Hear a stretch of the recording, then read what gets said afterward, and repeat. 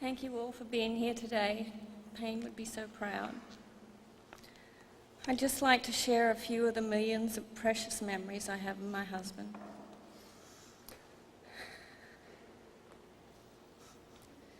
The first time I ever saw Payne Stewart was across the room at a cocktail party at the Malaysian Open in 1980. He was the most beautiful looking man I'd ever seen. It was love at first sight.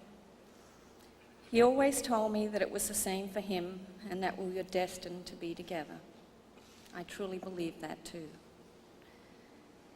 Even though I didn't meet Payne until a few days later, I remember thinking about this person I hadn't even met yet.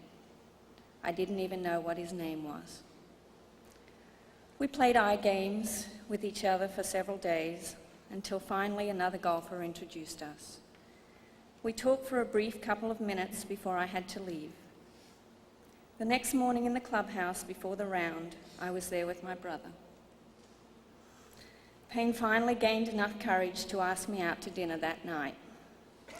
I acted nonchalant about it and said something cool like, "Oh, okay." Meanwhile, inside, I was screaming with joy.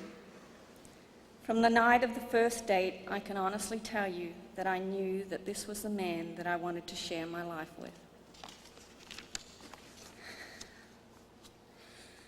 We had so many things to be thankful for over the years, but none more precious to us than our two children. They truly are a gift from God. I saw an interview recently that Payne had given. He asked what his legacy was. He was asked what his legacy was. Payne was surprised by the question and remarked that he didn't even know he had a legacy. Well, I believe he has, and not just one legacy, but two, his children. Payne was passionate about a lot of things, but none stronger than his passion for being a good father. And he was a great father. He was always available for his children, no matter how hectic or busy he was at the time. Whenever Aaron or Chelsea asked him to go outside to shoot hoops or throw a football or a baseball or softball, he would always say yes. I'm so thankful to the Lord for allowing Payne to be such a presence in their lives. Both Chelsea and Aaron have been gifted with Payne's athletic abilities. Just recently, he was able to be a line judge at one of Chelsea's junior varsity volleyball games. It was her team's final home game of the season. Payne watched with pride as he watched Chelsea serve out the first 14 points of the 15-point game. She made him so proud. I know in my heart that from now on, he'll still be on the front row shouting encouragement to her as she competes in every basketball, softball, and volleyball game for the rest of her life. We always said that the apple didn't fall very far from the tree when it came to Aaron. He is so much like Payne in every way. Aaron wanted to play football this year, much to my displeasure. But Payne convinced me to let him play in the Pop Warner program at our local YMCA fields. His team's here with him today. Little did I know how much pleasure this sport would bring to both of them. Payne got to watch Aaron catch 3 passes this season, all for touchdowns. The final one coming just this past Saturday.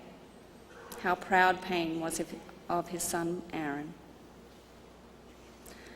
I feel that I have been blessed by God. I thank him for allowing me to share 18 years of my life with Payne. I thank God for my parents, for allowing them to be here for me when I needed them the most.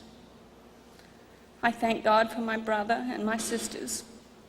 Even before I got to talk to them in Australia after the tragedy, they had already made plans to be here beside me.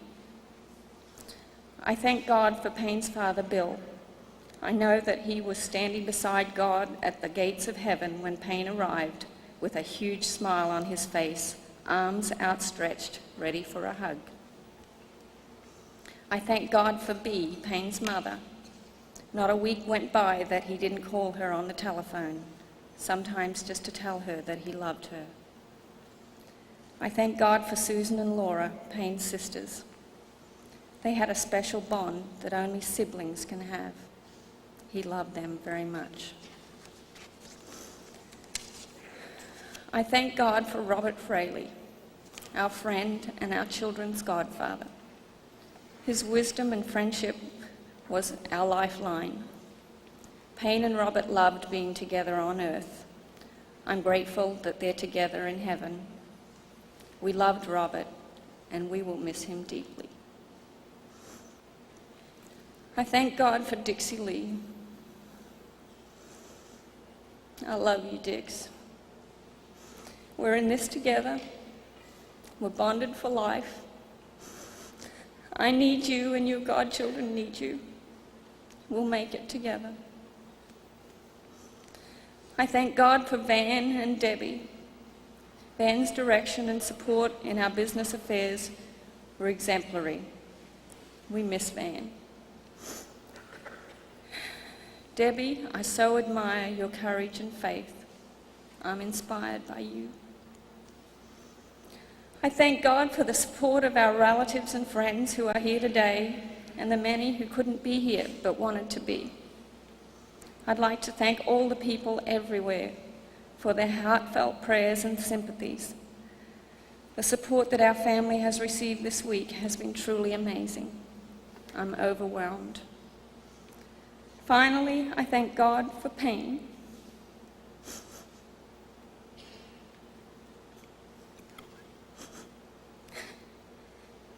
We shared laughter, tears, victories and defeats. You will always be my soulmate and my best friend. I admired your compassion for people and the talent that you were gifted with. You used it well. You are a friend to so many, and I thank you for the joy you brought us. You are the light of my life and my tower of strength. You will live in my heart forever. I thank you, Payne, for telling me every single day of our life together that you love me. I knew it already, but it sure was good to hear you say it. As I look back now, I realize that even after 18 years of marriage, Payne was still the most beautiful man I'd ever seen.